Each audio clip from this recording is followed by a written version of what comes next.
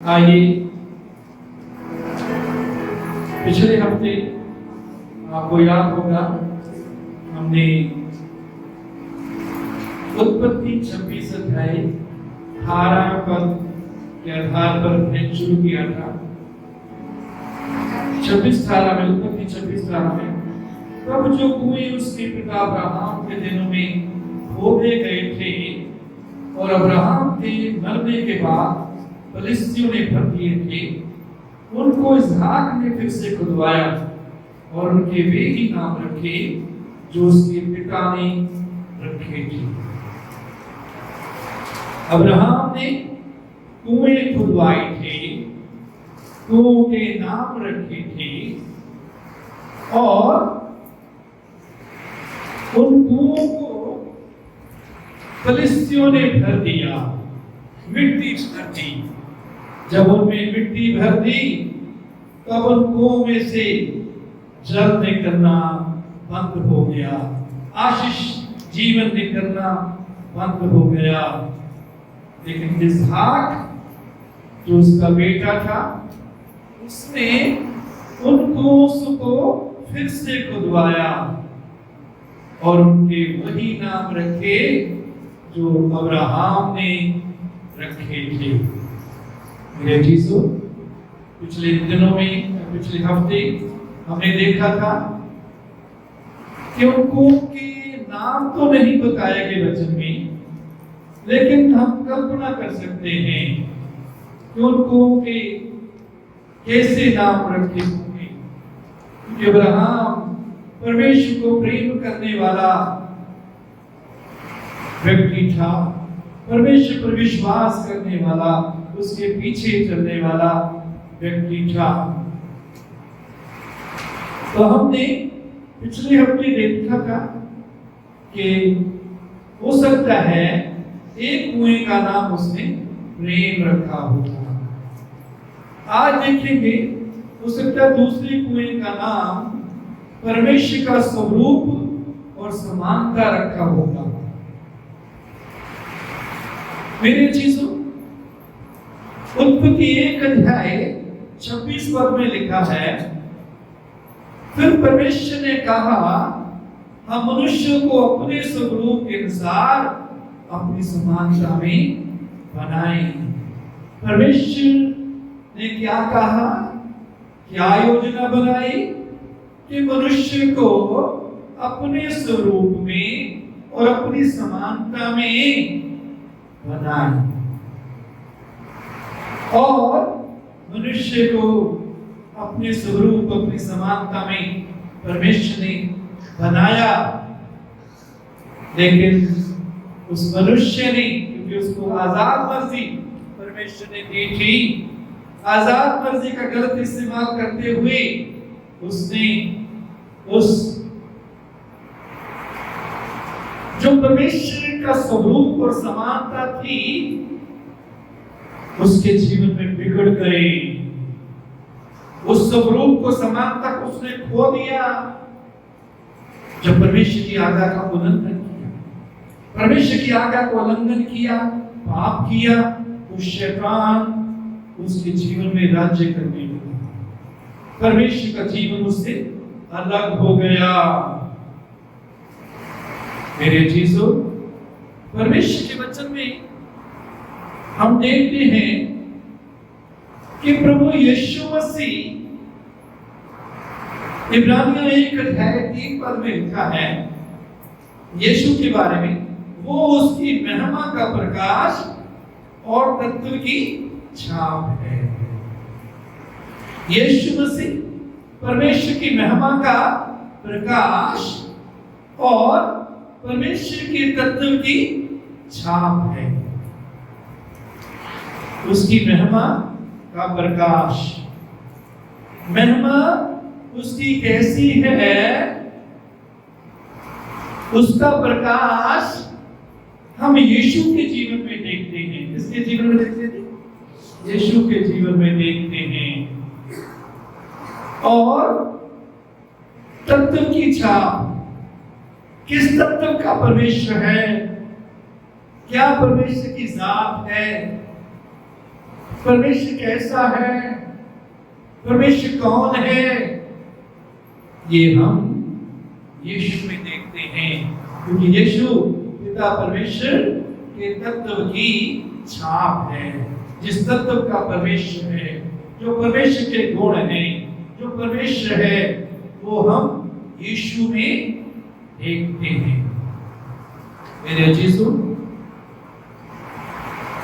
फिलिप्पियों 2:6 में लिखा है, जिसने परमेश्वर के स्वरूप में होकर भी परमेश्वर के तुल्य होने को अपने वश में रखने की वस्तु ना समझा। यीशु मसीह परमेश्वर के तुल्य था। इसका मतलब ये नहीं कि दो परमेश्वर थे या दो परमेश्वर हैं, नहीं। बाइबल एक परमेश्वर के बारे में बताती है, हम एक परमेश्वर पर विश्वास करते हैं, लेकिन वो परमेश्वर, उसके तीन वो व्यक्ति हैं। जैसे सोना एक होता है, सोना 2, 3, 4 नहीं होते, लेकिन उसी सोने की 3 अंगूठियां बन सकती हैं। अंगूठियां 3 हो सकती हैं, लेकिन सोना एक होता है। इसी प्रकार परमेश्वर एक है, लेकिन वो 3 व्यक्ति, पिता, पुत्र, पवित्र आत्मा, 3 व्यक्ति में है। यूहन्ना 14:9 में लिखा है, प्रभु यीशु ने कहा, जिसने मुझे देखा है उसने इसको देखा, पिता को। जिसने मुझे देखा उसने पिता को देखा। मेरे अजीजों, वो स्वरूप और समानता जो आदम ने पाप के कारण खो दी, वही स्वरूप और समानता प्रभु यीशु मसीह लेकर इस पृथ्वी पर आ गए। मेरे अजीजों, आज हमारे सामने फिर ये प्रश्न है, क्या विश्वास करने के बाद भी प्रभु के साथ तो हम चल रहे हैं, लेकिन क्या उसका स्वरूप हमें दिखाई दे रहा है? क्या उसकी समानता में हम जीवन व्यतीत कर रहे हैं? जैसा वो है वैसा जीवन हम व्यतीत कर रहे हैं?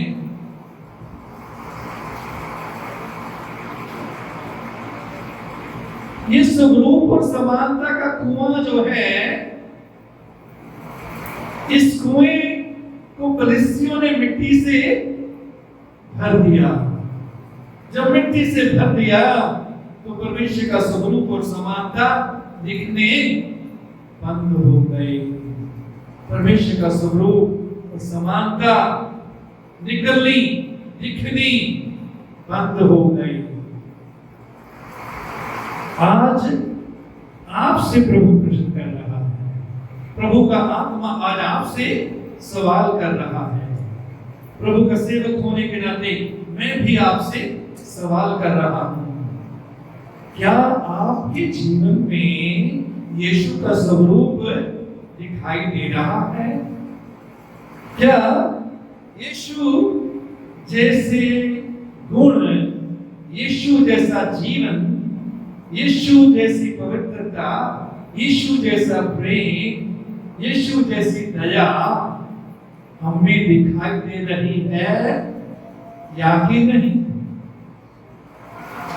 क्या यीशु के समान हम जीवन व्यतीत कर रहे हैं जैसा यीशु का जीवन था?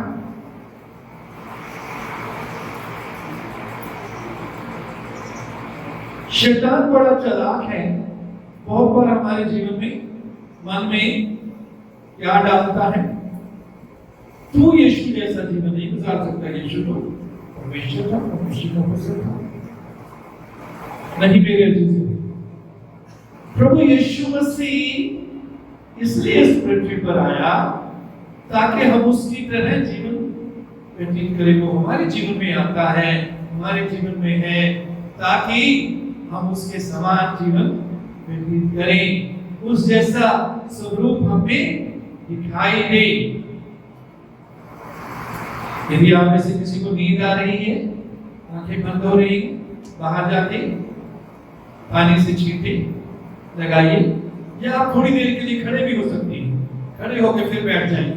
ठीक है, आपकी मदद कर रहा हूं।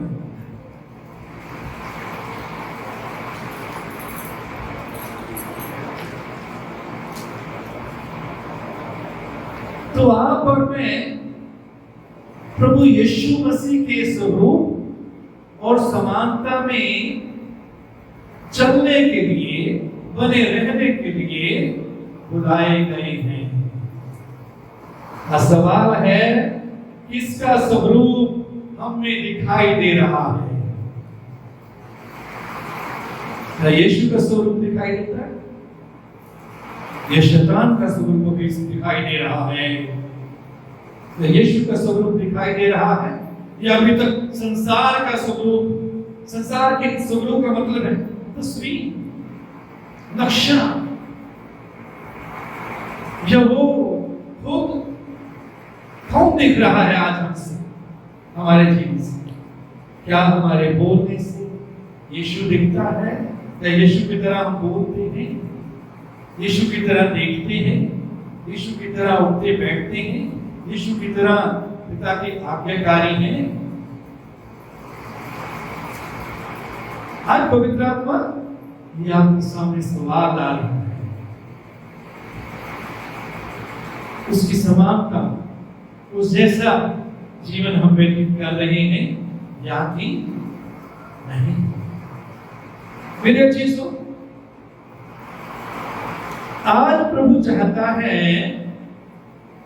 कि उसकी स्वरूप और समानता में बने रहने के लिए, उसमें बढ़ने के लिए, चलने के लिए हम आज फिर प्रभु यीशु मसीह के स्वरूप को देखें, उसके जीवन को देखें, उसके जीवन पर ध्यान करें कि यीशु का जीवन कैसा था। वो जीवन आप में और मुझ में उसने डाल दिया है। इफिसियों की पत्री में लिखा कि हम यीशु में सर्जे गए, भले कामों के लिए हम यीशु में सर्जे गए। आप और मैं किस में सर्जे गए हैं जी? कुम्हार जिस सांचे में मिट्टी डालता है, यदि शेर के सांचे में मिट्टी डालता है तो खिलौना शेर जैसा बनेगा।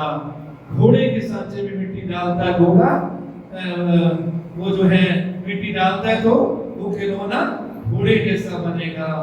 मोर के सांचे में मिट्टी डालता है तो वो खिलौना मोर जैसा बनेगा। आप और मैं यीशु मसीह में भले कामों के लिए सर्जे गए।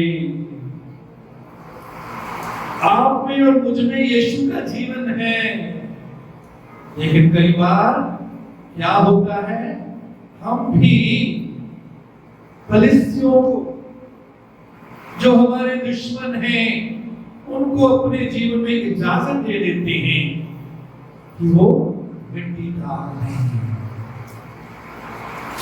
जब हम लापरवाही से जीवन गुजारते हैं,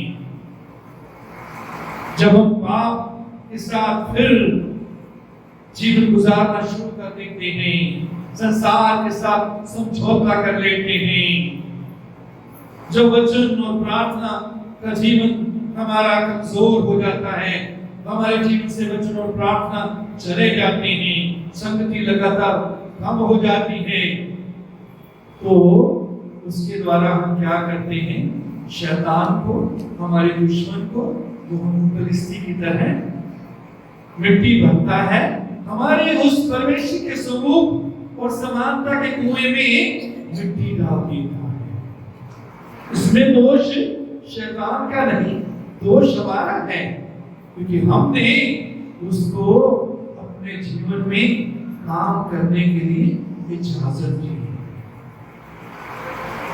दोष हमारा है।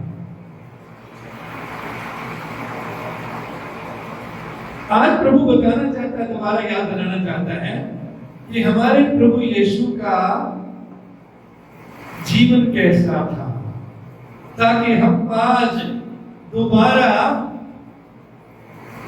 जान लें कि कैसा हमें जीवन व्यतीत करना है, कैसा हमारा जीवन होना चाहिए, कैसा जीवन जीने के लिए हम बुलाए गए हैं। और हमको सारी मिट्टी को परमेश्वर के स्वरूप और समानता के कुएं में से निकाल दें, ताकि उसका स्वरूप, उसकी समानता हमारे अंदर दिखने पाए, उसमें हम चलने पाए, उसके स्वरूप और समानता में हम बहने पाए, उसका स्वरूप और समानता हमारे अंदर से निकलने पाए, दूसरों की जिंदगियों को छूने पाए, दूसरों के जीवन को हम परमेश्वर के राज्य के लिए प्रभावित करने पाए। सबसे पहली बात हम देखेंगे, प्रभु यीशु मसीह हर काम के लिए, हर बात के लिए पिता परमेश्वर पर, पवित्र और पवित्र आत्मा पर निर्भर होते थे।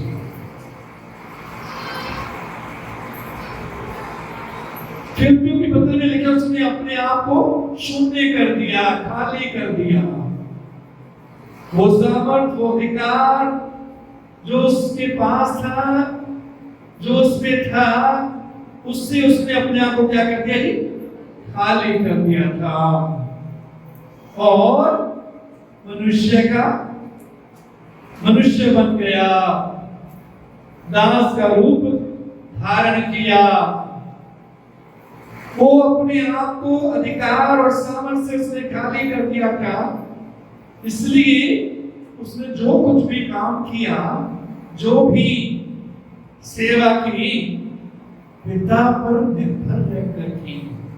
पिता जो उसे बताता था, जो दिखाता था, वही वो करता था।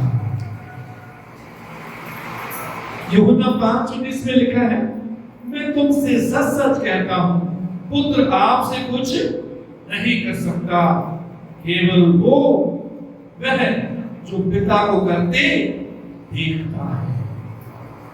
क्योंकि जिन जिन कामों को वो करता है, पिता करता है, उन्हें पुत्र भी उसी रीति से करता है। कहता, मैं कोई काम अपने आप से नहीं करता, अपनी इच्छा से नहीं करता, हर काम पिता की इच्छा से करता हूं। जो काम पिता करने के लिए कहता है वही करता हूं, जैसा काम पिता करने के लिए कहता है वैसे ही करता हूं। सवाल आपके और मेरे सामने है, क्या हम पिता की इच्छा के अनुसार जीवन में कार्य कर रहे हैं? जैसे पिता कहता है वैसे कर रहे हैं? यदि कर रहे हैं, परमेश्वर का धन्यवाद। यदि नहीं कर रहे, तो इसका अर्थ ये है कि परमेश्वर के स्वरूप और समानता के कुएं में दुश्मन ने मिट्टी भर दी है, और हमको मिट्टी निकालने की जरूरत है।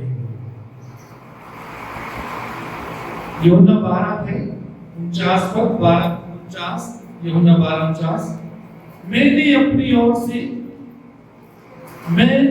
अपनी ओर से बातें नहीं की, परंतु पिता जिसने मुझे भेजा है उसी ने मुझे आज्ञा दी कि क्या क्या कहूं और क्या क्या बोलूं। यीशु क्या बोलता था? जो पिता उसे आज्ञा देता था। यीशु वही बोलता था जो पिता बोलने के लिए कहता था। आज आपके और मेरे सामने सवाल है, हम क्या बोलते हैं?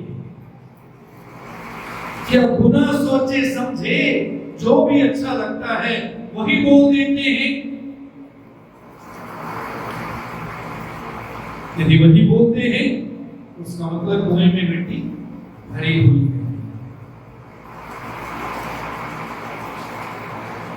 क्यों? उस कुएं में से परमेश्वर की स्वरूप और समानता का जल निकलता है। उस कुएं में से परमेश्वर के स्वरूप और समानता के जल को हम प्रतिदिन पीते हैं, उससे नहाते हैं, उसका इस्तेमाल करते हैं, उसी में हम बने रहते हैं। लूका 4:18-19, लूका 4:18-19, यहाँ प्रभु कहता है, प्रभु का आत्मा मुझ पर है। प्रभु यीशु मसीह बोलते हैं कि परमेश्वर पिता का आत्मा मुझ पर है, इसलिए कि उसने कंगालों को सुसमाचार सुनाने के लिए मेरा अभिषेक किया है। उसी आत्मा के कारण है, पवित्र आत्मा के कारण है, पवित्र आत्मा के सामर्थ्य के कारण है, पवित्र आत्मा के अभिषेक के कारण यीशु मसीह कंगालों को सुसमाचार सुनाते थे। मेरे अजीजों, जब परमेश्वर के स्वरूप और समानता का कुआं हमारे जीवन में, उसमें से मिट्टी निकली होती है, तो हम यीशु मसीह के तरह कंगालों को, कंगाल का मतलब है जिनके पास परमेश्वर के जीवन का धन नहीं है, जिनके पास परमेश्वर के साथ संबंध का धन नहीं है, उन कंगालों को सुसमाचार सुनाते हैं। कंगालों को सुसमाचार सुनाने के लिए मेरा अभिषेक किया है, और मुझे इसलिए भेजा है कि बंदियों को छुटकारे का, जो कैदी हैं उनको छुटकारे का,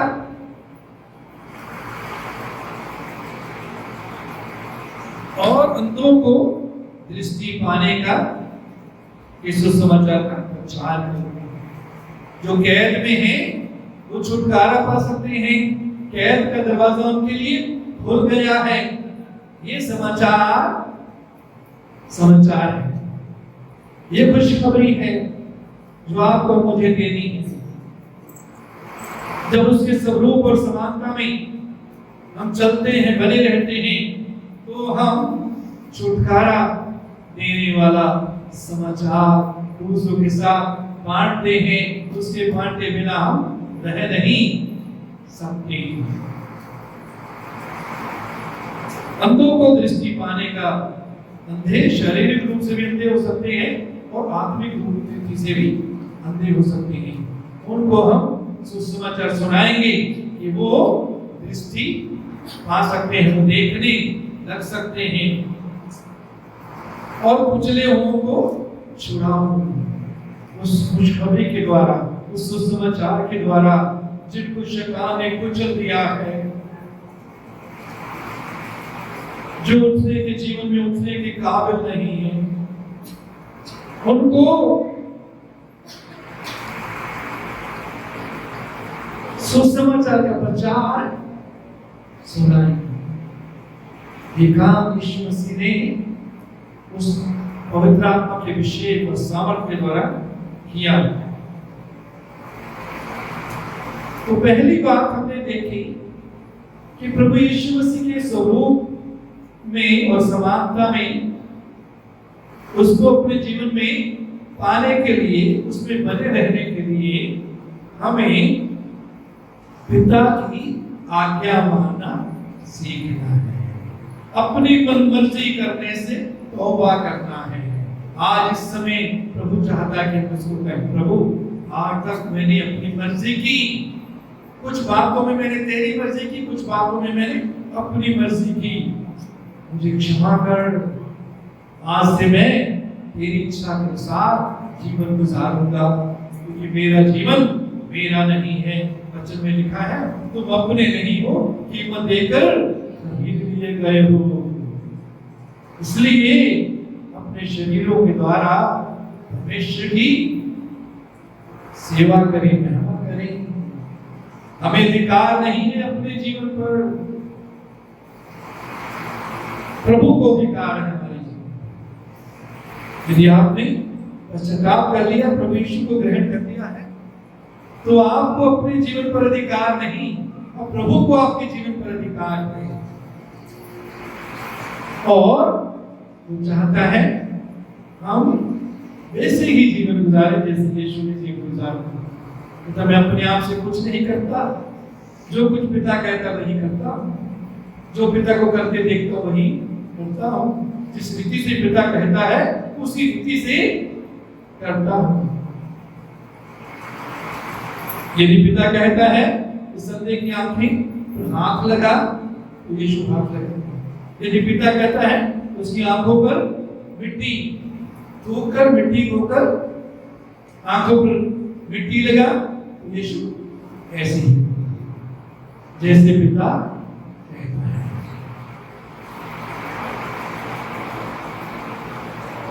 हम कब तक मिठाई करते रहेंगे?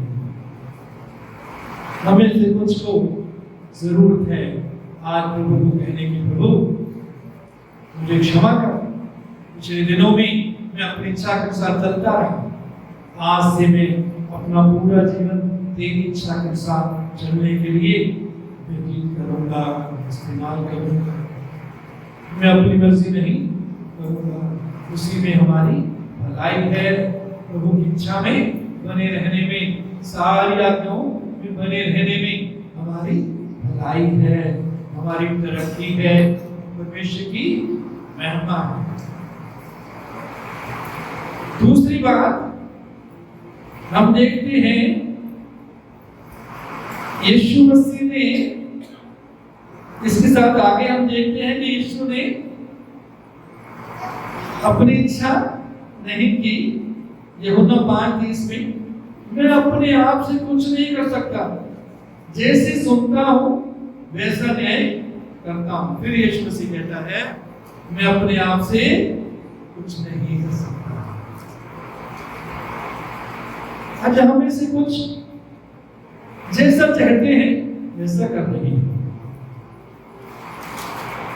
याद हम कहने के लिए तैयार है, प्रभु मैं तेरे बिना कुछ नहीं कर सकता, मुझे तेरी जरूरत है, मुझे तेरी अगुवाई की जरूरत है, मुझे तेरी सामर्थ की जरूरत है, मुझे तेरे अनुग्रह की जरूरत है। और मेरा न्याय सच्चा है, क्योंकि मैं अपनी इच्छा नहीं परंतु अपने भेजने वाले की इच्छा चाहता हूं।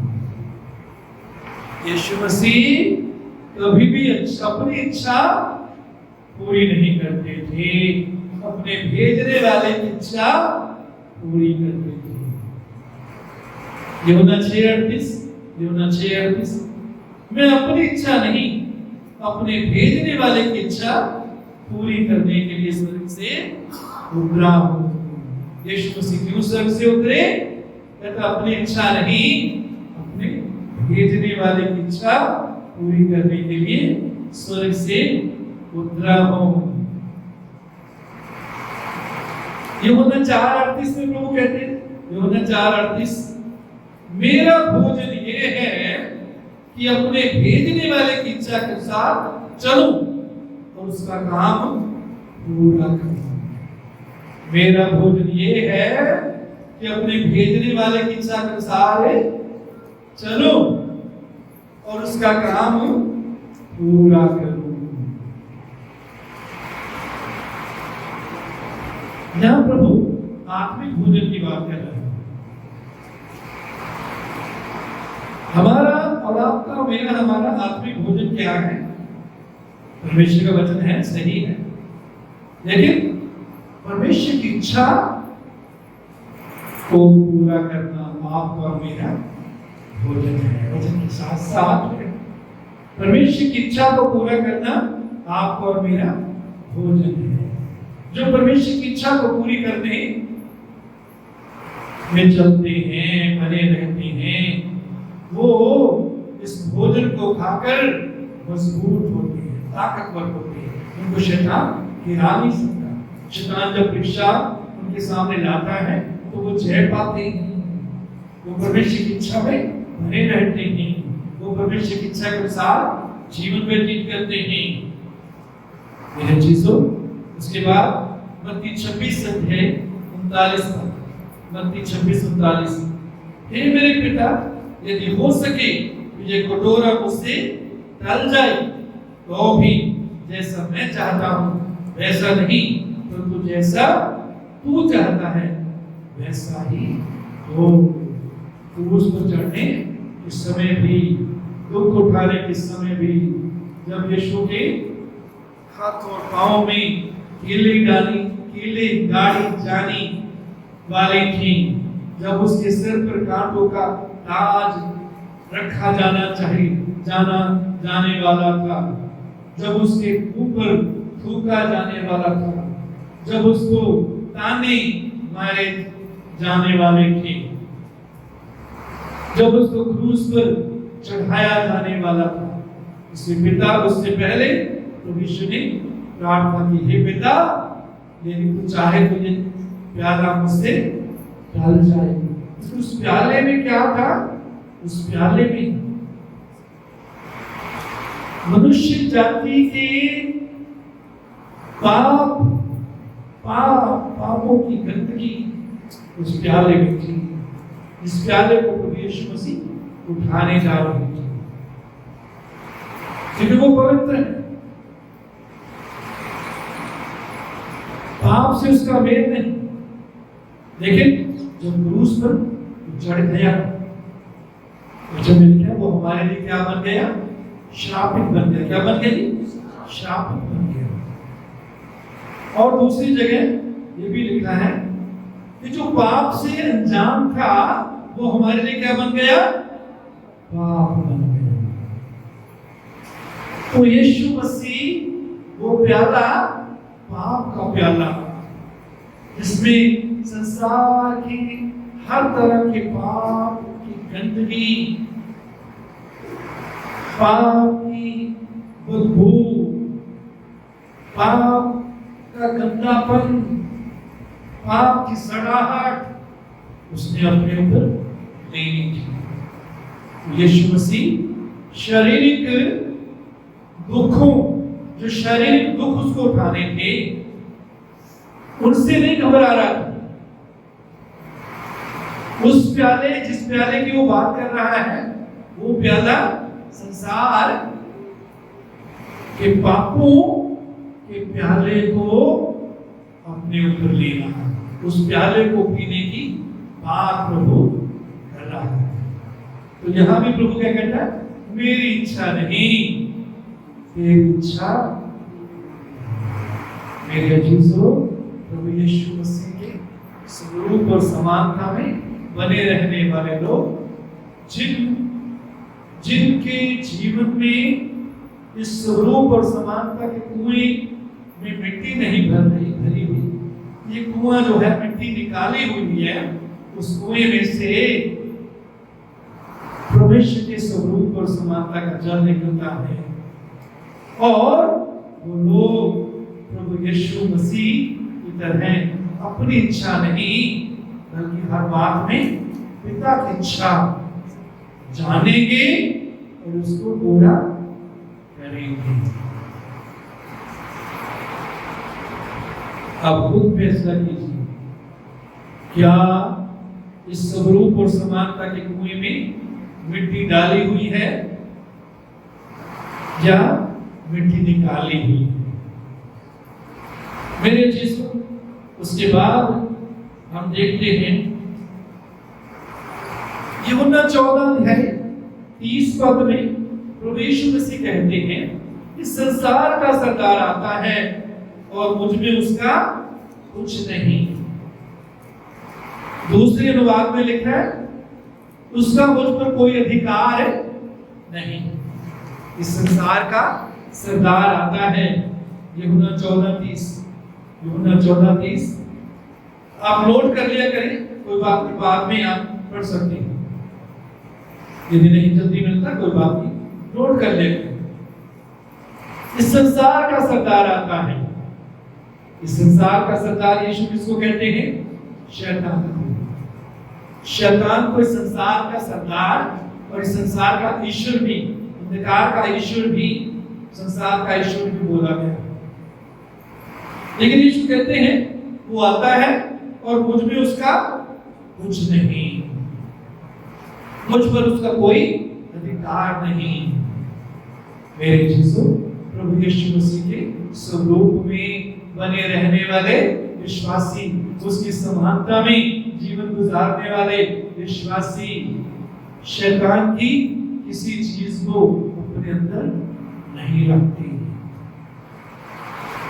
यीशु के अंदर शैतान का ना विचार था, ना कोई शैतान की योजना थी, ना कोई शैतान का कार्य था।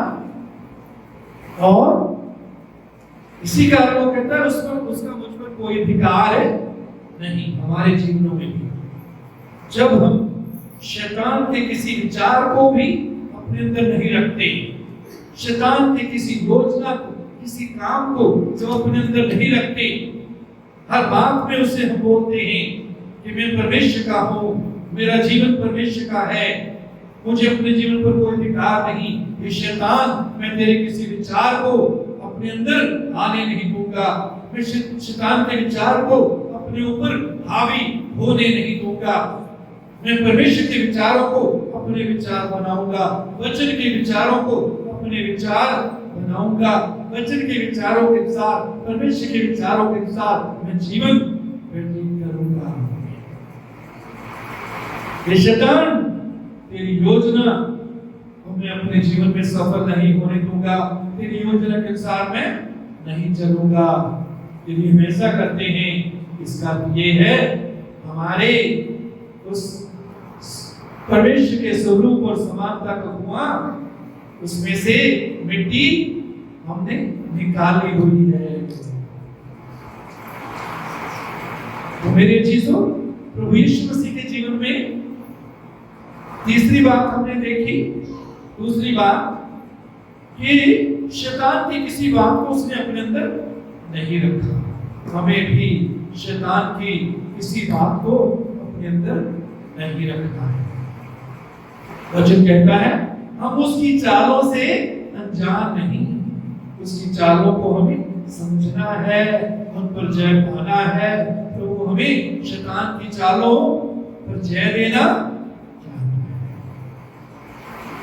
यदि हम कभी हार जाते हैं तो उसमें कसूर शैतान का नहीं, हमारा है, क्योंकि हम उसको मौका देते हैं। इसलिए इफिसियों के पत्र में लिखा है शैतान को अवसर ना दो, शैतान को मौका ना दो, शैतान को मौका ना दो, क्योंकि जब शैतान को मौका देते हैं तभी शैतान हमारे जीवन में कार्य करता है, तभी शैतान हमारे जीवन में आता है।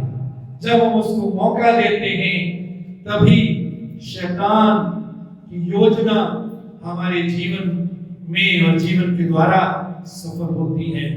नहीं तो नहीं, उस पर जय पाने के लिए आप और मैं बुलाए गए हैं। प्रभु यीशु मसीह ने उसे क्रूस पर और मुर्दों में से जी उठने के द्वारा उसका खुला खुल्लम तमाशा बनाया, उसे हराया और उसने वही जय हमें दे दी है। और शैतान का जो स्थान उसने हमारे पांव के नीचे किया हुआ है। शैतान को प्रतिदिन बताएं, शैतान तेरा स्थान मेरे पांव के नीचे है, तू मेरे अंदर राज नहीं कर सकता, तेरे विचार मेरे अंदर राज नहीं कर सकते, तेरे काम मेरे अंदर राज नहीं कर सकते, तू मेरी आंखों पर राज नहीं कर सकता, तू मेरे कानों पर, मेरी जुबान पर राज नहीं कर सकता, तू मेरे हाथों पांव पर राज नहीं कर सकता, क्योंकि मेरा जीवन प्रभु का है।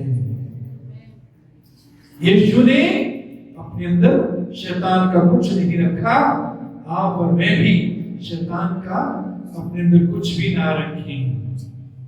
मेरे जो थोड़ा सा भी रखेंगे ना,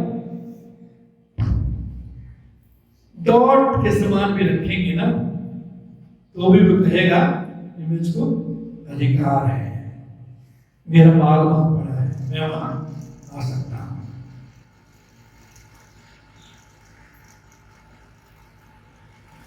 एक बार इसी उदाहरण है, समझाने के लिए उदाहरण है। बहुत महंगी कोठी बनाई, मान लो 20 लाख की कोठी बनी, और कुछ दिन के बाद उसने कहा ये 20 लाख की कोठी में 5 लाख में दे दूंगा।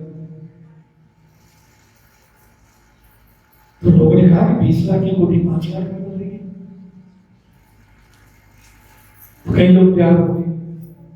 लेकिन उसने कहा कि एक शर्त है। वो शर्त क्या है कि एक कील वहां होगी, उस कील पर मेरा कब्जा होगा, तो 20 लाख की कोठी में 5 लाख में दे दूंगा। ले ली, एक ने ले ली 5 लाख, और उस कोठी की सफाई कर रही है, सामान एडजस्ट कर रही है, मेहमानों को बुला रहे हैं, मेहमानों ने आना है, पार्टी कर रहे हैं कि नई कोठी खरीदी है। दूसरे दिन पुराना मालिक आ गया और एक मरा हुआ चूहा उस कील पर रखकर बांधने लगा। वो मालिक कहने लगा, जिसने कोठी ली थी, ये क्या कर रहे हो? उसने कहा देख लो, हमारा वो जो है प्रॉमिस हुआ है, कॉम्प्रोमाइज हुआ है कि उस कील पर मेरा अधिकार होगा, तो मेरा अधिकार है मैं जो कुछ भी वहां चाहूं वहां करूं। तो बहुत मुश्किल होगी आपको मालूम है, मरा हुआ चूहा यदि टांग दिया जाए घर में क्या हाल होगा। दूसरे दिन आया, दूसरे दिन आकर उसने मरा हुआ कट्टा, कट्टे का बच्चा टांग दिया। और नतीजा क्या हुआ? उनको वो कोठी जो है जिसने ली थी खाली करनी पड़ी। अगर एक कील भी शैतान को दे देंगे, डॉट के समान, बिंदु के समान भी शैतान को, शैतान की चीज अपने अंदर रख लेंगे, तो शैतान को क्या मिल जाता है जी? अधिकार। वो कहेगा मेरा माल पड़ा है, मुझे आना है, रोक नहीं सकते। इसलिए यीशु ने कहा संसार का सरदार आता है, मुझ में उसका कुछ नहीं। आपसे और मुझसे भी प्रभु यही कहना चाहता, सुनना चाहता है कि हम कहें प्रभु मुझ में शत्रु का कुछ नहीं, मैं शत्रु का कुछ नहीं रखूंगा। शैतान को भी बताइए कि शैतान मैं तेरा कुछ अपने अंदर नहीं रखूंगा, ना तेरा गुस्सा रखूंगा, ना तेरा झूठ रखूंगा, ना तेरा लालच रखूंगा, ना तेरा घमंड रखूंगा, ना शारीरिक अभिलाषा रखूंगा, ना व्यभिचार की भावना रखूंगा। तेरा मैं अपने अंदर कुछ भी नहीं रखूंगा।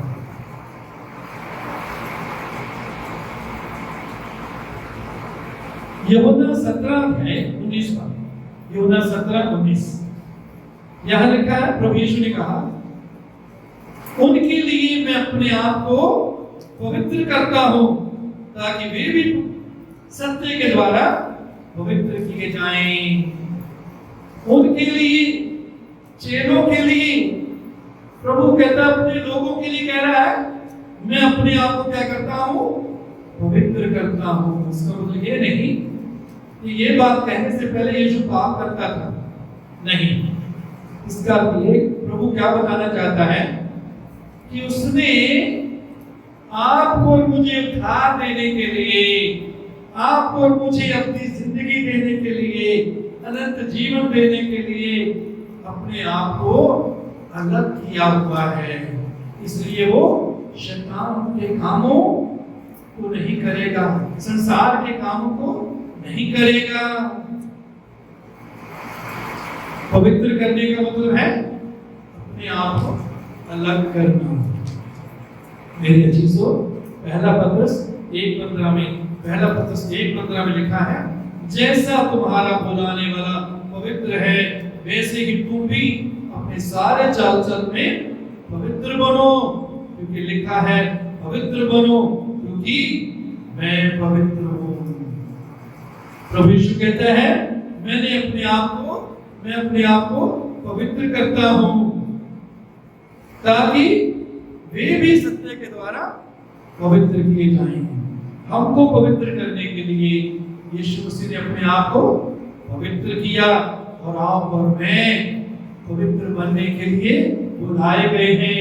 आप और मैं पवित्रता में चलने के लिए बुलाए गए हैं। पवित्रता का अर्थ क्या है? पाप से अलगाव और परमेश्वर के लिए समर्पण। पवित्रता का अर्थ क्या है जी?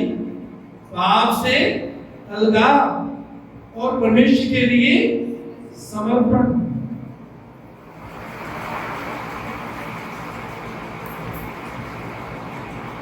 आप और मैं पवित्र बनने के लिए बुलाए गए हैं। आज हमारा जीवन कैसा है? यदि अपने आप को हमने अलग किया हुआ है परमेश्वर के लिए, पाप से अलग किया हुआ, परमेश्वर के लिए अलग किया हुआ, तो इसका अर्थ यह है कि उस परमेश्वर के स्वरूप और समानता के कुएं में से जल निकल रहा है। यदि नहीं तो मिट्टी भरी हुई है और मिट्टी हमें अलग करनी है, बाहर निकालनी है।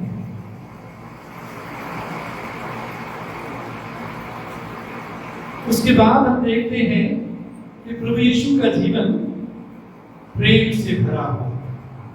यूहन्ना 13:1 अपने लोगों से जो जगत में थे जैसा प्रेम वो रखता था, अंत तक वैसा ही प्रेम रखता रहा। यीशु मसीह चेलों को प्रेम करता था, लेकिन खास बात यहां हम देखते हैं कि जैसा प्रेम वो रखता था, अंत तक वैसा ही प्रेम रखता रहा।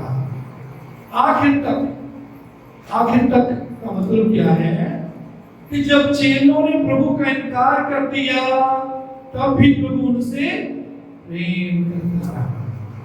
जब चेले यीशु को छोड़कर तितर-बितर हो गए, तब भी यीशु ने उनसे प्रेम किया। आखिर तक वो प्रेम करता रहा। हम भी प्रेम करते हैं, लेकिन कब तक? जब तक दूसरा हमसे प्रेम करता है। एक मेरे परमेश्वर का प्रेम जो पवित्र आत्मा के द्वारा आपके और मेरे अंदर डाला गया है, वो प्रेम बिना शर्त के। उस प्रेम की 3 खूबियां हैं परमेश्वर के प्रेम की जो हमारे अंदर डाला गया है। ये प्रेम बिना शर्त के है, ये प्रेम कुर्बानी करने वाला है, और ये प्रेम स्वार्थी नहीं है। उस प्रेम में चलने के लिए आप और मैं बुलाए। वो प्रेम यीशु मसीह में था, और वो चाहता है कि उसी प्रेम में हम बने रहें, उसी प्रेम में हम चलें। दूसरा कोई हमसे प्रेम करे या ना करे, लेकिन हम प्रेम करते रहें। दूसरे चाहे बदल जाएं, हम प्रेम करते हैं। दूसरे हमारे विरोधी हो जाएं, हम प्रेम करते हैं। दूसरे हमको छोड़ दें, हमारे साथ बेवफा हो जाएं, हम प्रेम करते रहें। क्योंकि परमेश्वर का प्रेम कोई शर्त नहीं रखता। बिना शर्त के हम प्रेम करें। कुर्बानी करने वाला प्रेम। इंसानी प्रेम क्या कहता है? यदि कोई मेरे लिए कुछ करेगा तो मैं उसके लिए करूंगा, लेकिन नहीं, परमेश्वर का प्रेम कुर्बानी करने वाला, बलिदान करने वाला, दूसरे के लिए कुछ करने वाला है। मांगता नहीं ये प्रेम देता है। ये प्रेम उम्मीद नहीं करता परमेश्वर का प्रेम कि मेरे लिए कुछ किया जाए, लेकिन ये प्रेम, इस प्रेम में हम दूसरों के लिए कुछ करेंगे।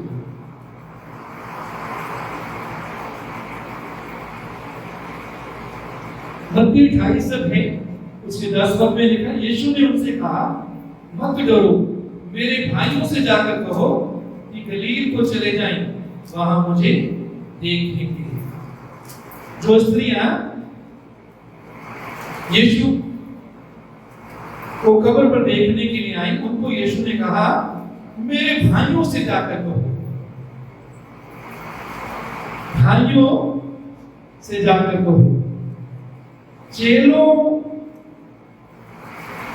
चेले जिन्होंने यीशु का इनकार कर दिया था, जो डर के मारे तितर बितर हो गए थे, यीशु से दूर चले गए थे, उनको यीशु क्या कह रहा है? भाई। क्या कह रहा है जी? हमसे लोग जब कोई बुरा करते हैं, हमको छोड़ देते हैं, हमसे कहते हैं अब तेरा मेरा कोई रिश्ता नहीं। यीशु कहता है तभी भी उनको क्या बोलता है? भाई। फिर उसके बाद हम देखते हैं यूहन्ना 21:5, उसमें प्रभु कहता है, हे बालकों, क्या तुम्हारे पास कुछ मछलियां हैं? यहां यीशु ने ये नहीं कहा कि तुम जो गद्दार हो, जिन्होंने अपने प्रभु को छोड़ दिया, तुम जो बेवफा हो। नहीं, यहां क्या प्रभु कहता है? हे बालकों। तो जिन चोरों ने प्रभु को छोड़ दिया, उनको प्रभु भाई कहता है, उनको प्रभु बालक कहता है। क्योंकि लिखा है, वो अंत तक उनके साथ वैसे ही प्रेम करता रहा जैसे वो प्रेम करता था, जैसे शुरू में प्रेम करता था। मेरे चीजों, आज सवाल है कि अब वैसा ही प्रेम हमारे अंदर से बह रहा है कि वैसे ही प्रेम में हम चल रहे हैं? क्या इस यदि परमेश्वर के स्वरूप और समानता का कुएं में से मिट्टी निकली हुई है, वो जल बह रहा है, उसके स्वरूप और समानता में हम बने हुए हैं, तो हम भी ऐसे ही प्रेम में चलेंगे जैसे यीशु प्रेम में चलता है। अंत तक प्रेम करेंगे जैसे यीशु ने अंत तक प्रेम किया। फिर उसके बाद हम यीशु के जीवन में देखते हैं कि यीशु क्षमा करता है। कैसा है कि यीशु क्षमा करता है? यीशु का स्वरूप, उस स्वरूप में यदि हम बने हुए हैं, उसकी समानता में जीवन गुजार रहे हैं, तो हम भी क्षमा करेंगे। लूका 23:34 में प्रभु कहता है, हे पिता, इन्हें क्षमा कर, क्योंकि ये नहीं जानते कि क्या कर रहे हैं। क्रूस पर जब यीशु को चढ़ाया गया, तो यीशु अपने सताने वालों के लिए क्या प्रार्थना कर रहे हैं? हे पिता, इन्हें क्षमा कर, इन्हें माफ कर, ये नहीं जानते कि क्या कर रहे हैं। जिन्होंने यीशु के मुंह पर थूका, उनके लिए प्रार्थना की। जिन्होंने उसको ताने मारे, उसके थप्पड़ मारे, उनके लिए प्रार्थना की। जिन्होंने हाथों पांव पर कीलें गाड़ी, जिन्होंने उसके सिर पर कांटों का ताज रखा, उसको क्रूस पर चढ़ाया, उन सब के लिए यीशु ने क्या प्रार्थना की? हे पिता, इन्हें माफ कर, ये नहीं जानते कि क्या कर रहे हैं। क्या सताने वालों के लिए, जो हमें छोड़ देते उनके लिए, जो हमारे साथ बेवफाई करते हैं उनके लिए, क्या हमारे अंदर से भी यही प्रार्थना निकल रही है? यदि निकल रही है तो इसका अर्थ है हम यीशु के स्वरूप और समानता में बने हैं। उस स्वरूप और समानता में मिट्टी जो है निकली हुई है, उसमें से स्वरूप और समानता के जल का जल जो है बह रहा है, जिसको हम पी रहे हैं, जिससे हम नहा रहे हैं। वो स्वरूप और समानता हमें बने हुए। प्रेरितों का काम 7:8 में स्तिफनुस ऐसी ही प्रार्थना करता है। जब उसको पत्थरों से मारा गया, पत्थर उसको मार रहे हैं, और इससे पहले कि स्तिफनुस आखिरी सांस लेने से पहले स्तिफनुस प्रार्थना करता है, हे प्रभु, ये पाप उन पर मत लगा। हे प्रभु, इस पाप की सजा को ना मिले। इस भाव के कारण उन पर कोई बुराई ना आने पाए।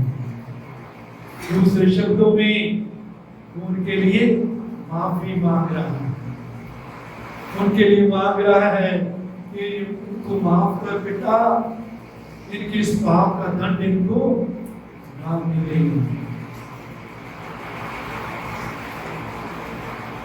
मेरे चीजों, कुलुस 3:13 में प्रभु का वचन कहता है, यदि किसी को किसी पर दोष देने का कोई कारण हो, हाँ हमारे परिवार में, आस पड़ोस में, जहां हम काम करते हैं, रिश्तेदारों में भी कोई ना कोई दोष देने का कारण हो सकता है,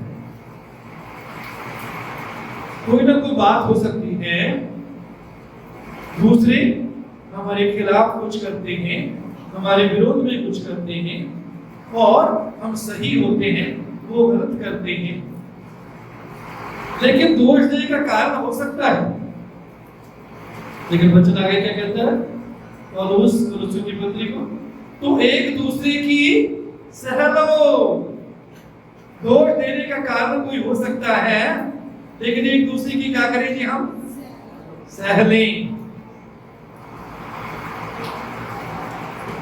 बदला लेना, परमेश्वर कहता मेरा काम है, तुम बदला ना लो। हम बदला ना लें जब कोई बुराई हमारे विरोध में करता है, वैसी बुराई ना करें जैसे दूसरा हमारे विरोध में बुराई करता है। आगे है 3:13 में, जैसे प्रभु ने तुम्हारे अपराध क्षमा किए वैसे ही तुम भी क्षमा करो। जैसे प्रभु ने हमारे अपराध क्षमा किए वैसे ही हम भी करें। मेरे चीजों, प्रभु हमारे अपराध कैसे क्षमा करता है? तो जब मैं लिखता हूं हमारे अपराधों को फिर याद नहीं करता। हम भी याद ना करें माफ करने के बाद, हम कई बार माफ कर देते, कह देते मैं माफ कर दिया, लेकिन फिर याद करते रहते, फिर दूसरों के साथ बातें करते रहते। मेरे चीजों में हमारा परमेश्वर याद नहीं करता, और हम उसके स्वरूप और समानता में यदि बने रहना चाहते हैं तो हमें भी दूसरों के अपराधों को याद नहीं करता। फिर दूसरी जगह वचन में लिखा है, परमेश्वर कहता है मैं उनके अपराधों को समुद्र की तह में डाल दूंगा। अगली जगह वो कहता है, एक और जगह कहता है उनको पीठ के पीछे फेंक दूंगा। तो वो हमसे भी चाहता है कि हम माफ करने के बाद अपराधों को अपने सामने ना फेंकें, ताकि हमको याद रहे, ताकि हम दूसरों को याद दिलाते रहें। नहीं, पीठ पीछे। परमेश्वर कहाँ फेंकता है जी? पीठ पीछे। कहाँ फेंकता है? पीठ पीछे। हमें भी कहाँ फेंकना है? पीठ पीछे। पीठ पीछे जब फेंकेंगे तो हमें दिखाई नहीं देंगे, हम उनको याद नहीं करेंगे, याद नहीं दिलाएंगे, लोगों के साथ बात नहीं करेंगे। समुद्र की तह में कहता फेंक देता। परमेश्वर हमारे पापों को माफ करने के बाद समुद्र की तह में फेंक देता है, तह में बिल्कुल नीचे, ताकि वो ऊपर ना आ सके, ताकि परमेश्वर को भी याद नहीं करना चाहता। हम भी मेरे चीजों दूसरों के पाप माफ करने के बाद समुद्र की तह में डाल दे, फेंक दे समुद्र की तह में। यदि ऐसा नहीं करते तो हम दूसरों का नुकसान नहीं करते, हम अपना नुकसान करते हैं, हम अपने लिए आशीषों को रोकते हैं, हमारी प्रार्थनाएं रुक जाती हैं। परमेश्वर की उपस्थिति में, उसकी गहराई में हम नहीं आ सकते, उसकी गहराई में हम उसका आनंद नहीं ले सकते जब तक हम क्षमा नहीं करेंगे। हमारे काम रुक जाते हैं, आशीषें रुक जाती हैं जब हम दूसरों को माफ नहीं करते। तो जब वो दूसरों को माफ नहीं करते, उससे दूसरों का नुकसान नहीं करते, हम अपना नुकसान करते। हम कई बार कहते मेरा दिल नहीं करता माफ करने को। हाँ, हो सकता है दिल नहीं करता, लेकिन प्रभु का जो वचन कहता है, दिल को कहीं, मन को कहीं, ये मन मैं तेरी नहीं सुनूंगा, मैं वही करूंगा जो मेरा परमेश्वर कहता है। मेरा परमेश्वर कहता है कि मैं क्षमा करूं, तो मैं अपने भाई को, बहन को, अपने दुश्मन को मैं क्षमा करता हूं, चाहे मेरा दिल करता है या नहीं करता, लेकिन मैं वचन में बना रहूंगा, वही करूंगा जो वचन कहता है। मत्ती 6:14 पद में यहाँ प्रभु कहते हैं, यदि तुम मनुष्यों के अपराध क्षमा करोगे तो तुम्हारा स्वर्गीय पिता भी तुम्हारे अपराध क्षमा करेगा। हमारे अपराध कैसे परमेश्वर माफ करेगा? जब हम दूसरों के अपराध माफ करेंगे। इसका मतलब ये हुआ, यदि हम दूसरों के अपराध, पाप माफ करने के लिए तैयार नहीं, तो परमेश्वर हमारे पाप अपराध भी माफ नहीं करेगा। 15 पद में, मत्ती 6:15, यदि तुम मनुष्यों के अपराध क्षमा ना करोगे तो तुम्हारा स्वर्गीय पिता भी तुम्हारे अपराध क्षमा ना करेगा। मत्ती 5:23 और 24 पद में, यदि अपनी भेंट वेदी पर लाए, यदि कोई अपनी भेंट वेदी पर लाए और वहां तू स्मरण करे तो उसको याद आ जाए कि तेरे भाई के मन में तेरे लिए कुछ विरोध है, तो अपनी भेंट वहीं वेदी के सामने छोड़ दे। अपनी भेंट वहीं वेदी के सामने छोड़ दे और जाकर पहले अपने भाई से मेल मिलाप कर और तब आकर अपनी भेंट चढ़ा। कहते जब तुम वेदी पर भेंट लाए, 2 हफ्ते पहले हमने आत्मिक बलिदान चढ़ाने के बारे में ध्यान किया था।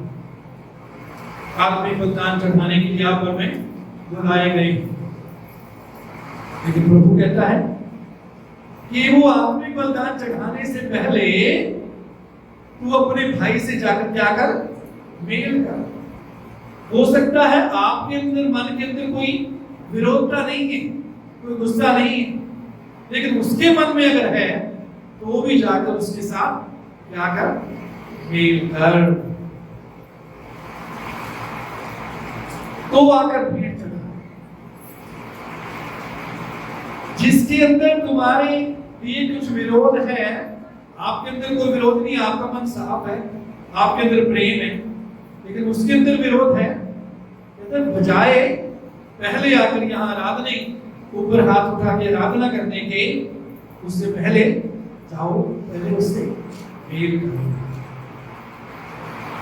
इससे पहले कि वचन पढ़ो, प्रार्थना करो, इससे पहले कि जाकर गवाही दो, सेवा करो, उससे पहले जाकर उससे क्या करो, मेल करो।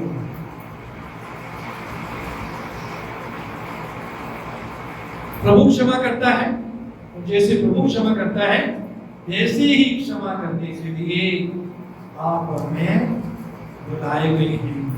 तभी हम यीशु के स्वरूप में, समानता में बने रहेंगे। तभी उस स्वरूप और समानता के कुएं में से जीवन का जल निकलता रहेगा। मेरे अजीजों, उसके बाद हम देखते हैं प्रभु यीशु मसीह के स्वरूप में हम देखते हैं कि यीशु मसीह नम्र था। क्या था? नम्र था, दीन था, वो झुकने वाला, वो घमंड से बात नहीं करता। फिलिपियों 2:8 में लिखा है, फिलिपियों 2:8, मनुष्य के रूप में प्रकट होकर अपने आप को हीन किया। वो परमेश्वर के तुल्य था, अपने आप को छोटा किया, मनुष्य का रूप धारण किया, मनुष्य के रूप में प्रकट हुआ। कैसा मनुष्य? दीन मनुष्य। कैसा मनुष्य जी? दीन मनुष्य। इसलिए प्रभु यीशु मसीह ने, यूहन्ना 13 अध्याय में हम पढ़ते हैं, अपने चेलों के पांव धोए। क्योंकि यीशु मसीह दीन मनुष्य बन गए। यीशु मसीह दीन था। प्रेरितों 8:32 में लिखा है, जैसे भेड़ बद्ध होने के समय व मेमना ऊन कतरने के समय चुपचाप और शांत रहता है, वैसे ही उसने अपना मुंह ना खोला। जैसे भेड़ बद्ध होने के समय भेड़ को जब काटा जाता है या मेमने का ऊन कतरा जाता है, वो चुपचाप और शांत रहते हैं, वैसे ही यीशु के बारे में लिखा है, उसने अपना मुंह ना खोला। याजकों ने सवाल किए, उसने अपना मुंह ना खोला। उस सवालों के जवाब दिए, बाकी के लिए उसने अपना मुंह बंद रखा। पिलातुस ने सवाल किए, उस सवालों का जवाब दिया। ज्यादा सवालों के लिए उसने अपना मुंह बंद रखा। यीशु मसीह नंबर, यीशु मसीह के स्वरूप में बने रहने वाले विश्वासी ऐसे ही नम्रता में बने रहेंगे, नम्रता में चलेंगे, वो घमंड की बातें नहीं करेंगे, वो आत्मा के फल से लदे हुए होंगे। आत्मा का फल क्या है? गलतियों 5:22 में जो आत्मा का फल प्रेम, आनंद, मेल, धीरज, कृपा, भलाई, विश्वास, नम्रता, संयम, ये आत्मा का फल यीशु का स्वभाव है। क्या है ये आत्मा का फल? यीशु का स्वभाव है। यीशु मसीह इस आत्मा के फल से लदे हुए रहते थे, इसलिए वो नम्र झुके हुए रहते थे। आज हमारा जीवन कैसा? आत्मा के फल से लदे रहने वाला व्यक्ति, उस व्यक्ति को जब कोई पत्थर मारता है, वो पत्थर के बदले पत्थर नहीं मारता, पत्थर के बदले वो प्रेम का फल देता है, पत्थर के बदले वो भलाई का फल देता है, पत्थर के बदले वो क्षमा करता है, वो घमंड की बातें नहीं करता। यीशु ने यूहन्ना 15:8 में क्या कहा? मेरे पिता की महिमा इसी से होती है कि तुम बहुत सा, कितना फल लाओ जी, कितना फल लाओ,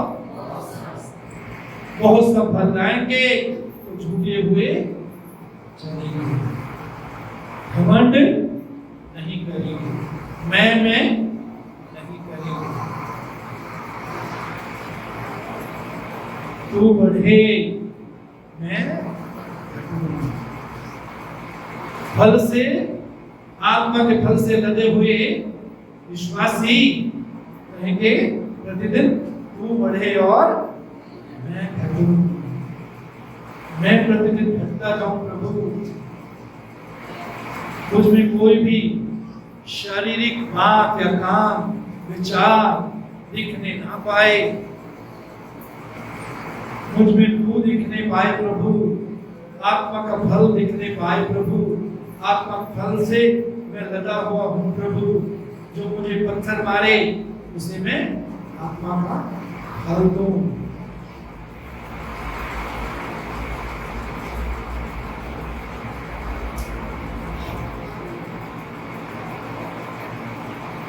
उसके बाद हम देखते हैं पहला पत्रस 2 अध्याय 21 से 24 पद।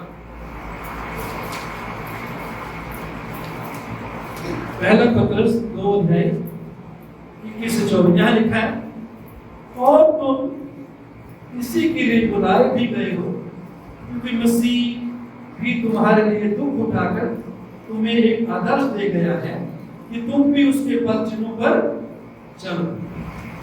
यीशु मसीह ने दुख उठाकर हमें एक नमूना दिया कि हम भी दुख उठाएं उसके लिए, हम भी मसीही जीवन में चलते हुए दुख उठाएं। यहाँ हम बहुत बार सफल हो जाते हैं, हम प्रभु के कारण, प्रभु के नाम के कारण, उसमें प्रेम में बने रहने के कारण दुख उठाने के लिए तैयार नहीं होते। मेरे चीजों, यीशु मसीह ने दुख इसलिए उठाए, उसने हमको क्या दिया है जी? क्या दिया है? नमूना। क्या दिया है? नमूना दिया है कि हम भी वैसे ही दुख उठाएं जैसे हमारे प्रभु ने दुख उठाया। पद चिन्हों का मतलब, पद चिन्हों पर चलने का मतलब क्या है? जो यीशु मसीह ने जहां जहां निशान छोड़ दिए पांव के, वहां वहां पांव रख कर चले। मतलब क्या है? जैसे उसने दुख उठाए वैसे ही हम भी उसके लिए दुख उठाएं, उसके राज्य को बढ़ाने के लिए दुख उठाएं, उसकी सेवा करने के लिए दुख उठाएं, उसमें के वचन में बने रहने के लिए दुख उठाएं। ना तो उसने पाप किया और ना उसके मुंह से छल की कोई बात निकली। यीशु मसीह ने कोई पाप नहीं किया। हम भी कई बार कहते हैं हम क्यों दुख उठाएं, मैंने कौन सा कोई गलती की है, मैंने कौन सा कोई पाप किया है। लेकिन यीशु के बारे में उसने ना पाप किया, ना उसके मुंह से छल की कोई बात निकली। वो गाली सुनकर गाली नहीं देता था और दुख उठाकर किसी को भी धमकी नहीं देता था। हम कई बार क्या बोलते हैं, तू मुझे दुख दे रहा, परमेश्वर भी इसका बदला तुझे देगा।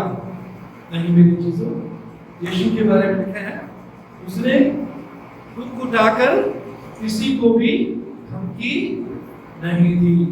आपको और मुझको भी, हमें भी दुख उठाकर धमकी नहीं देनी, पर अपने आप को सच्चे न्यायी के हाथ में सौंपा था।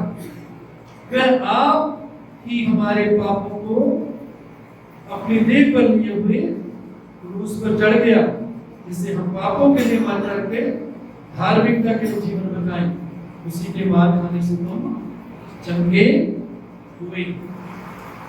तो यीशु ने दुख उठाए हमारे लिए। क्या दुख उठाने के द्वारा हमारे लिए क्या हमें दिया जी? एक क्या दिया? नमूना। क्या दिया? नमूना, ताकि हम उसके नमूने को अपनाएं।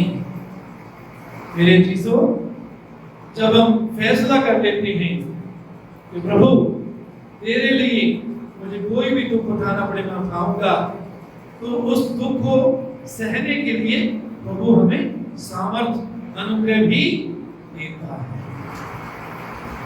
वो ऐसी किसी परीक्षा में हमको पढ़ने नहीं देता जो हमारे सहने से बाहर हो, उसमें से निकलने का रास्ता भी निकालता है। मेरी चीजों, तो आप और मैं दुख यदि प्रभु के लिए उठाना पड़ता है, आनंद से, क्योंकि हम उसके कदमों के निशान पर चलने के लिए बुलाए गए हैं। उसने दुख सहा, हम भी उसके उस नमूने को अपनाते हुए दुखों को सहे। अगली बात जो हम प्रभु यीशु मसीह के स्वरूप में देखते हैं, उसके जीवन में देखते हैं, इब्रानियों 4 है, इसका 15 पद यहाँ लिखा है, 4:15, क्योंकि हमारा ऐसा महायाजक नहीं जो हमारी निर्बलताओं में हमारे साथ दुखी ना हो सके, वरन वो सब बातों में हमारे समान परखा गया तो भी निष्पाप निकला। बहुत ध्यान देने वाली बात है, बड़े ध्यान से सुने कि यीशु हमारी तरह परखा गया तो भी निष्पाप निकला। इसका अर्थ क्या हुआ कि जीवन में जैसी परीक्षाएं हमारे सामने आती हैं, वैसी सब परीक्षाएं, सब प्रकार की परीक्षाएं यीशु के सामने भी आई, लेकिन यीशु निष्पाप निकला। वो किसी भी परीक्षा में नहीं गिरा, हर परीक्षा पर उसने जय पाई। जंगल में शैतान 40 दिन उसकी परीक्षा की, शैतान पर जय पाई। आखिरी मुख्य 3 परीक्षाएं जिनका जिक्र हम वचन में पढ़ते हैं, जब शैतान ने वो 3 परीक्षाएं यीशु की, पहली परीक्षा, इन पत्थरों को क्या बना दे, रोटी बना। यीशु के ऊपर आत्मा का अभिषेक था, आत्मा की सामर्थ्य। यदि वो चाहता पत्थरों को रोटी बना सकता, क्योंकि जो 5 रोटियों को और 2 मछलियों से बहुत बड़ी भीड़ को तृप्त कर सकता है, वो पत्थरों को रोटी बना सकता है।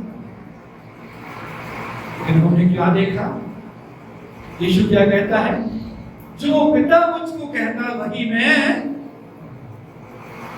जिस रीति से पिता मुझे कहता है उस रीति से मैं करता, जो पिता को करते देखता हूं वही मैं करता हूं। तो पिता ने उसको नहीं दिखाया कि आज मुझे पत्थरों को रोटियां बनानी, पिता ने उसको नहीं कहा था कि आज तुझको रोटियां, पत्थरों की रोटियां बनानी है। इसलिए यीशु ने पत्थरों की रोटियां नहीं बनाई।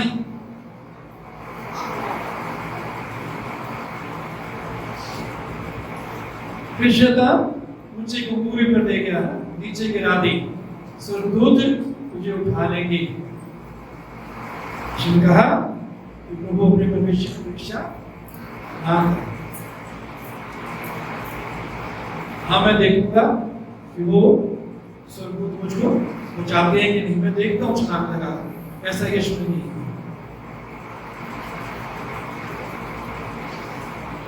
कि पिता ने उसे आज्ञा नहीं दी। ये शैतान परीक्षा ला रहा है। शैतान कहता है झुककर मुझे प्रणाम करते, इस संसार के सारे राज्य में तुमको दे दूंगा। यीशु वचन को जानता, यीशु स्वयं वचन से बालक था कि प्रभु अपने परमेश्वर को केवल उसी की उपासना करता। यीशु पिता की आज्ञा को जानता था कि तू प्रभु अपने परमेश्वर की आराधना कर, उसकी या उसी के आगे झुक। इसलिए शैतान की यीशु ने नहीं सुनी, शैतान की यीशु ने नहीं मानी। शैतान जो भी परीक्षा यीशु के सामने लाया, उस परीक्षा पर यीशु ने जय पाई। तो शैतान को भागना पड़ा। मेरे अजीजों, वचन मिल गया हमारी नाई परखा गया। जितनी परीक्षाएं हमारे सामने आती हैं, वैसी सब प्रकार की परीक्षाएं वैसे यीशु के पास आती। रात इसी के बारे में प्रभु के दास के साथ में कुछ डिस्कशन कर रहा था, क्लियर कर रहा था कुछ बात। वो भी एक बात बोल रहे थे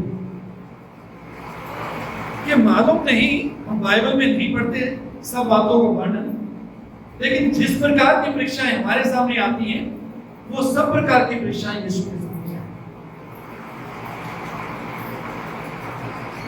टैक्स देना था, टैक्स देना था यीशु के सामने, परीक्षा थी कि चलो चुपचाप चले जाते हैं, किसी दूसरे छोटे रास्ते से चले जाते हैं, टैक्स बच जाएगा। नहीं, यीशु ने पतरस को कहा तो सीधा जो मछली पहले आएगी उसके अंदर सिक्का होगा, वो निकाल के अपने लिए और मेरे लिए टैक्स। पिता ने उसको यही लिखा, पिता ने उसको यही बताया, इसलिए यीशु ने वही किया।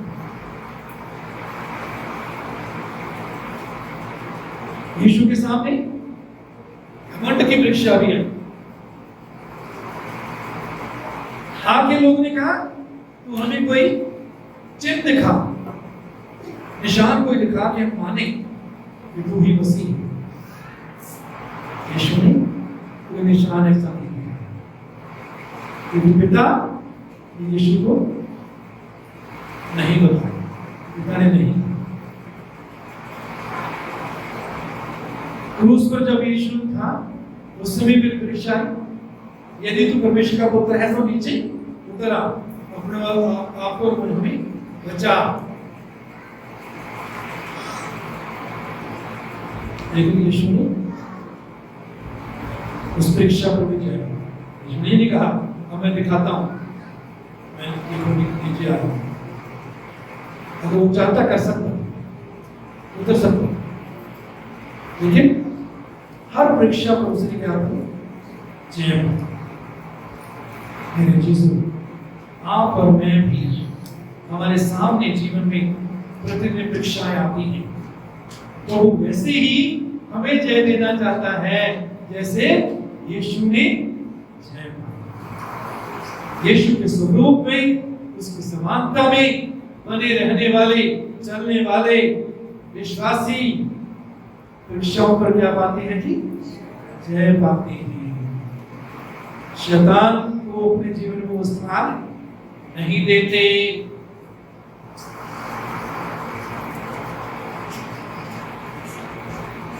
जब हम कई बार नए होते हैं विश्वास में, तो मन में आता है चलो प्रभु माफ तो कर देता है, प्रभु तो माफ करने वाला है, वचन में लिखा है कि वो माफ करता है, चलो हम कर लेंगे, पाप कर लेंगे, फिर माफी मांगेंगे। कई बार जो नए विश्वासियों के अंदर ये विचार आते हैं, या जो विश्वासी सियाने परिपक्व मैच्योर नहीं होते, उनके अंदर विचार आते हैं।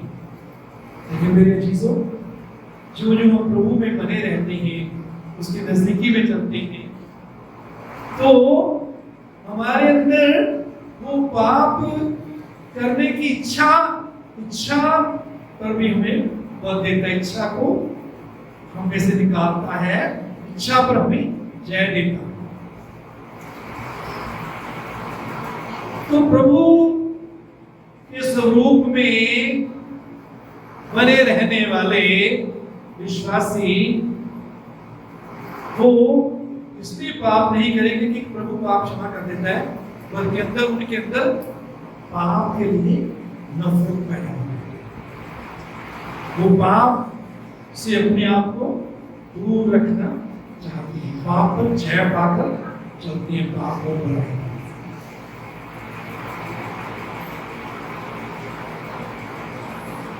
उसके बाद मेरे चीजों, दूसरा कुरिन्थियों 3:18 में लिखा है, दूसरा कुरिन्थियों 3:18, प्रभु जो आत्मा है उसी आत्मा के द्वारा हम अंश करके बदलते। मेरे चीजों, प्रभु के स्वरूप में, उसकी समानता में हम कैसे प्रतिदिन बढ़ते जाएंगे? पवित्र आत्मा के द्वारा, पवित्र आत्मा के साथ संगति करने के द्वारा, पवित्र आत्मा को अपना जीवन प्रतिदिन समर्पित करने के द्वारा, पवित्र आत्मा की अगुवाई में जीवन गुजारने के द्वारा, पवित्र आत्मा के सुनने के द्वारा और उसकी मानने के द्वारा, पवित्र आत्मा के साथ समय व्यतीत करने के द्वारा। प्रभु आत्मा है और उसी आत्मा के द्वारा हम अंश करके बदलते। यदि हम प्रभु के स्वरूप और समानता एक कुएं में से चाहते हैं कि जीवन का जल निकलता रहे, तो उसकी हजूरी में प्रतिदिन हमें बने रहना है, उसकी उपस्थिति में बने रहना है, उसकी स्तुति, उसकी आराधना करते हुए उसकी हजूरी में समय गुजारना है। इसके बिना हम तरक्की नहीं कर सकते, आत्मिक रीति से बढ़ नहीं सकते, आत्मिक रीति से हमारा आत्मा बलवंत नहीं हो सकता। फिर उसके बाद आखिर में हम एक और आयत पढ़ेंगे, यूहन्ना 5:39 पर। 5:39 में लिखा है, तुम पवित्र शास्त्र में ढूंढते हो क्योंकि समझते हो कि उसमें अनंत जीवन को भी मिलता है, और ये वही है जो मेरी गवाही देता है। पवित्र शास्त्र के बारे में, वचन के बारे में उस समय, जिस समय यीशु बात कर रहे हैं, उस समय पुराना नियम भी था। परमेश्वर का धन्यवाद है, अब हमारे पास नया नियम भी।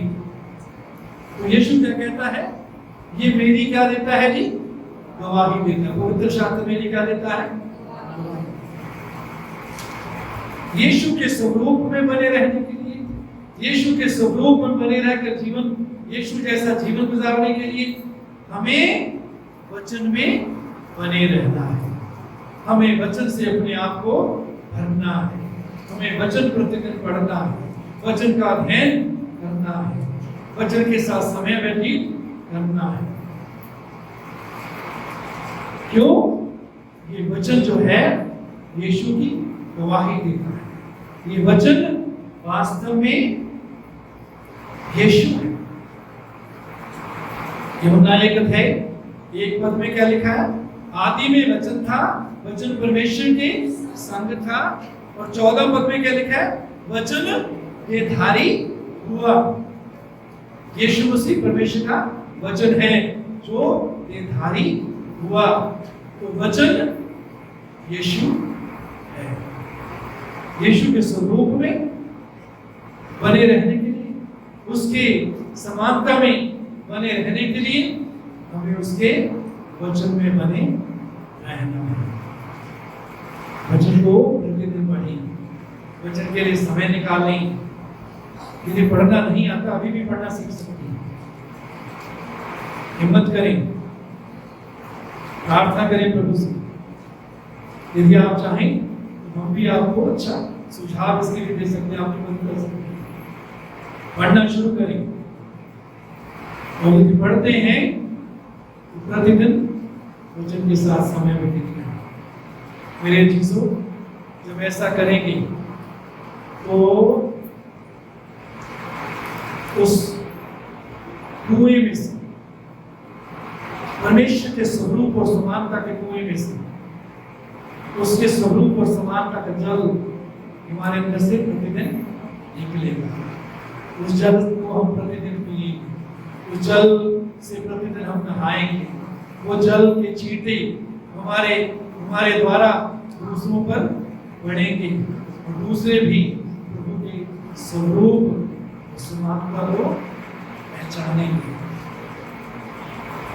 और प्रभु चाहता है, यदि उसका स्वरूप और समानता में हम बने हुए नहीं, उसमें नहीं चल रहे, तो आज सारी मिट्टी को निकाल दें, क्योंकि आप और मैं यीशु मसीह में सच्चे गए। आप और मुझ में यीशु का जीवन है। जब मिट्टी को निकाल देंगे तो जीवन हमारे अंदर से निकलने पाएगा, जीवन के जल की नदी बहने पाएगी। परमेश्वर हम सबको अनुग्रह दे। आइए प्रार्थना करें। हालेलुया। मेरे यीशु, इन दिनों में जबकि हम परमेश्वर के वचन से हेल्प कर रहे हैं। पिछले हफ्ते हमने उस प्रेम के कुएं में से मिट्टी निकालने की बात की थी, उसका अध्ययन किया था। क्योंकि उस प्रेम के कुएं से मिट्टी निकालते हैं तो प्रेम हमें से बहने लगता है, प्रेम में हम चलने लगते हैं, उस प्रेम में हम तैरने लगते हैं, उस प्रेम में हम उड़ने लगते हैं।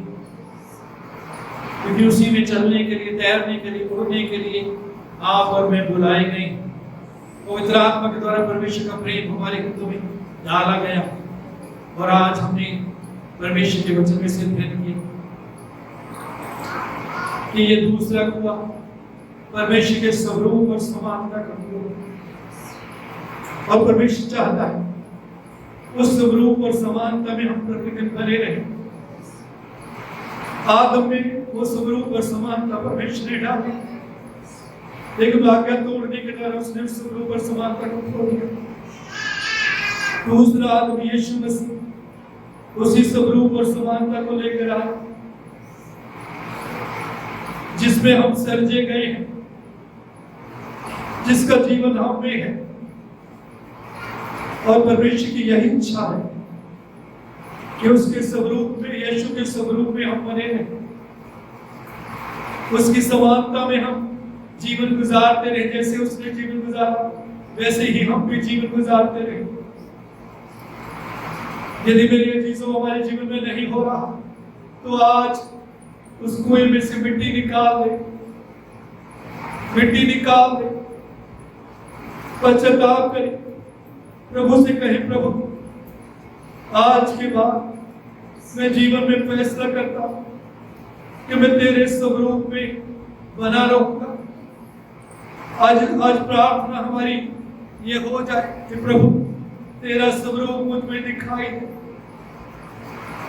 प्रभु तेरा स्वभाव मुझ में दिखाई दे, तेरा प्रेम, तेरी पवित्रता, तेरी नम्रता, तेरे गुण मुझ में दिखाई दे।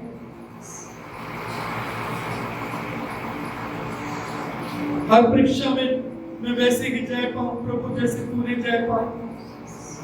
मैं तेरे लिए दुख उठाऊं जैसे तूने दुख उठाया प्रभु।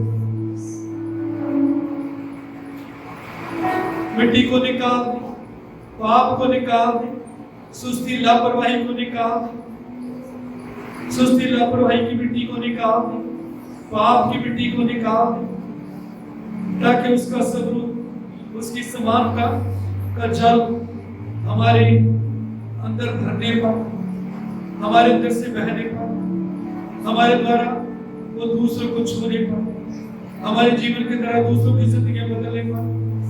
मेरे अजीजों, जब हम इस प्रकार ये जो कुएं जिनमें शत्रु ने मिट्टी डाली हुई है, इन कुओं को खोल देंगे, उनमें से जीवन का जल बहने पाएगा, निकलने लगेगा, तो हमारी जिंदगी में बेदारी आएगी। हम बेदारी में चलेंगे, हम प्रभु की सेवा करेंगे, हमारी जिंदगी की तरह दूसरे लोग भी बेदार होंगे। हमारे जीवन के द्वारा में दूसरे लोग मसीह के स्वभाव को, स्वरूप को देखें, उसकी समानता को देखें। ओ hallelujah, hallelujah, hallelujah, hallelujah. Thank you, Lord. Thank you, Lord.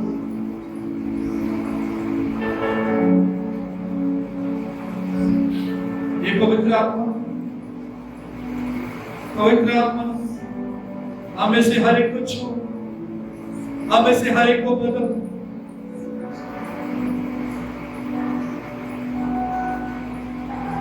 किसी किस्म का भी बंधन है, आज प्रभु तो अपने लोगों को उस बंधन से आजाद कर।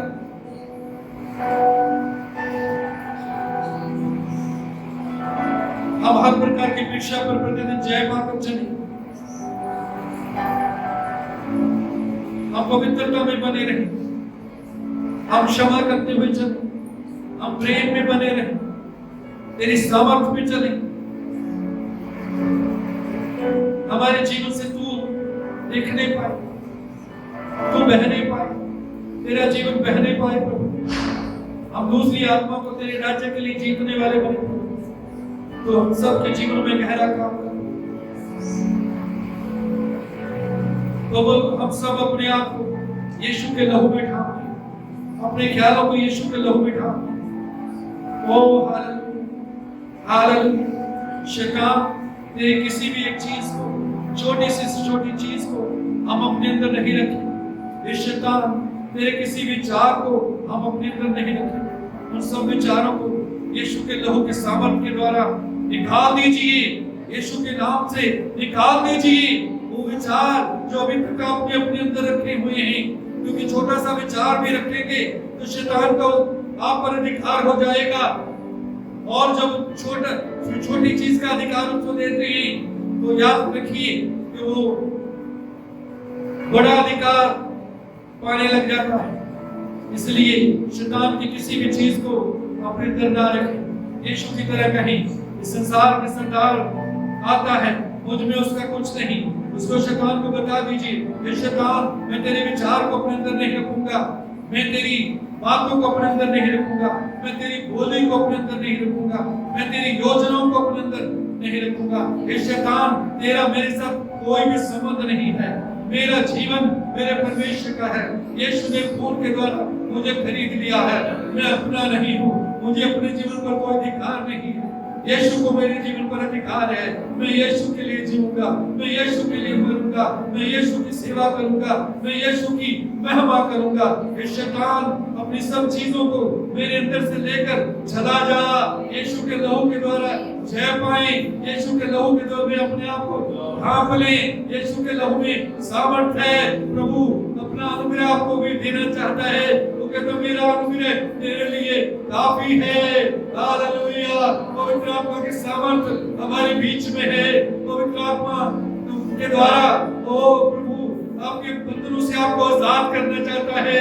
बंधनों से आजाद करने वाला आत्मा अभी हमारे बीच में है।